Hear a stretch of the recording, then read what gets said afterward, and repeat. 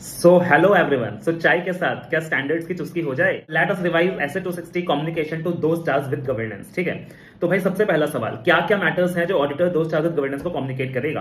तो ऑडिटर यहाँ पे कम्युनिकेट करने वाला है आईएफआरएस टू टीसीडब्ल्यूजी। क्या कम्युनिकेट करेगा सर? आईएफआरएस, आई बोले फॉर इंडिपेंडेंस। तो अगर लिस्टेड कंपनीज की बात करें तो स्टेटमेंट ऑफ इंडिपेंडेंस ऑडिटर को कम्युनिकेट करना रहता है to those charged with governance. Statement of independence के अंदर क्या आता है यार कि इंडिपेंडेंस को अगर कोई भी थ्रेट है ऑडिटर का तो ऑडिटर उसके बारे में कम्युनिकेट करेगा। अगर कोई भी चीज, कोई भी सर्कमस्टेंसेस ऑडिटर के इंडिपेंडेंस को अफेक्ट कर रही है तो ऑडिटर उसके बारे में कम्युनिकेट करेगा। एफ बोले तो findings, all the significant findings and difficulties. Findings बोले तो all the findings with respect to accounting estimates, disclosures, वो सारा कुछ ऑडिटर कम्युनिकेट करेगा। और डिफिकल्टीज बोले तो यार मैनेजमेंट क्या नहीं कर रहा, मैनेजमेंट क्या नहीं कर रहा सर? मैनेजमेंट ऑडिटर को इन्फॉर्मेशन प्रोवाइड नहीं कर रहा, या फिर मैनेजमेंट ऑडिटर को इन्फॉर्मेशन प्रोवाइड करने में डिले कर रहा है, या फिर ऑडिटर को मान लीजिए बहुत ज्यादा एक्सटेंसिव एफर्ट्स लगाना पड़ रहा है टू ऑब्टेन ऑडिट एविडेंसेस। उसके बाद क्या बोला था सर मैंने? आर फॉर चाय पी के दिमाग काम करा भाई। R for responsibilities. तो भाई सिंपल सी चीज है, responsibilities of auditor, responsibilities of management, ये टीसीडब्ल्यूजी को कम्युनिकेट करना है ताकि भविष्य में कोई मिसअंडरस्टैंडिंग ना रहे। And as for scope, audit जब शुरू होता है ना तब भी अपना क्या स्कोप रहने वाला है उसका कम्युनिकेशन जाता है, और अगर स्कोप में कोई लिमिटेशन इंपोज होता है तब भी उसका कम्युनिकेशन अपना टीसीडब्ल्यूजी को जाता है। और ऐसा 705 मत भूलिएगा कि अगर अपना स्कोप को रेस्ट्रिक्ट किया जा रहा है तो ऑडिटर वहां पर डिस्क्लेमर दे सकता है।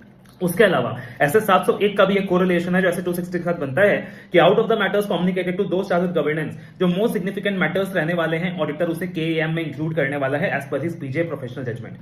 उसके बाद एक इंपॉर्टेंट सवाल यह है कि भैया factors affecting mode of communication की ऑडिटर्स टीसीडब्ल्यूजी को कम्युनिकेट करेगा, मगर कैसे करे? रिटन वे में करे, ऑरल वे में करे, डिटेल्ड वे में करे, समराइज वे में करे, कैसे करे? तो दैट विल डिपेंड अपॉन किस चीज के ऊपर कि भैया कम्युनिकेट किसको कर रहे हो, बताओ भाई। कम्युनिकेट किसको कर रहे हो? टीसीडब्ल्यूजी को। तो देखो टीसीडब्ल्यूजी की क्या एक्सपेक्टेशन है, लीगल रिक्वायरमेंट क्या है, वो मैटर कितना सिग्निफिकेंट है, क्या आप उसे की ऑडिट मैटर्स में इंक्लूड करने वाले हो, क्या ऑडिटर ने प्रीवियसली कम्युनिकेट किया है उस मैटर के बारे में टीसीडब्ल्यूजी को, क्या वो मैटर पहले रिजॉल्व हुआ था, right? Nature size of entity क्या है, तो ये सारे फैक्टर्स है जो डिपेंड करेगा। एंड उसके अलावा कि sir communication to TCWG versus communication to shareholders के बीच डिफरेंसेस क्या क्या हैं? तो भाई सबसे पहला डिफरेंस कि कम्युनिकेशन टू टीसीडब्ल्यूजी ऐसे 260 में कवर्ड होता है, हम आईएफआरएस कम्युनिकेट करते हैं, जबकि कम्युनिकेशन टू शेयर होल्डर्स के लिए ऐसे 700, 701, 705, 706 लगता है। दूसरी चीज, कम्युनिकेशन टू शेयर होल्डर्स में हम ट्रू एंड फेयर व्यू के बारे में रिपोर्ट करते हैं, जबकि यहां पे हम आईएफआरएस के बारे में रिपोर्ट करते हैं।